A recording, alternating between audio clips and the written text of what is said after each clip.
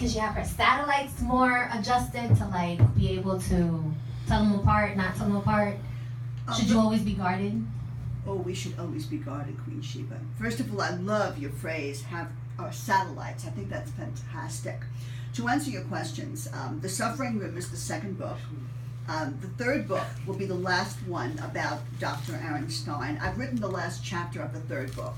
I know what happens. Wait a second. Third book. We don't know about the third book. Well, there will be a third book. Oh, get out. Yes. The third book is, the second book is The Suffering Room. You're totally tutoring me when I take my psychological class. Of course. I'll be right there with you, grain crackers and all. The second book is The Suffering Room, and the whole point of it is that the only prison from which we cannot escape is our own mind. And Aaron knows this. So he creates the prison that these women live in long after he's gone. That's the true suffering room. Beyond any kinky torture he can think of and any mental manipulation, they cannot escape their mind. That's the second book. Yes. Now, let me ask you a question. Now, have you gotten any kind of backlash from the book? I mean, as far as like the guys go, right? Like I'm pretty sure there's a few guys that have probably opened the book and read a few pages, and they're probably like, really?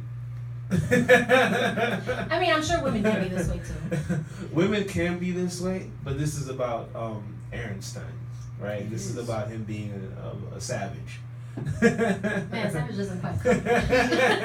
He is the serial killer of souls. He's like a collector of souls because these women don't get him back. Now, do you get any kind of backlash, or do you get any kind of like suggestions that maybe one day, or maybe sometime in the future, you should possibly have a book about maybe his wife? How she deals with everything and her psychological issues. What her view is. Or what her view is. Yeah, I think that'll be a great. I second that. Yeah, I think that'll be a great book, to be honest. Thank you. I'll answer all your questions. I do get very significant reaction. One person gave me back the book in many pieces, having ripped it up. I knew that when I wrote this book, and that's fine. I respect everyone's that's fine. In fact, that's fantastic. Was it a he or a she? I would like to leave the person, just in case they're listening, as completely unidentified. So, well, he or she, that's all we want to know. He or she? Female. Female.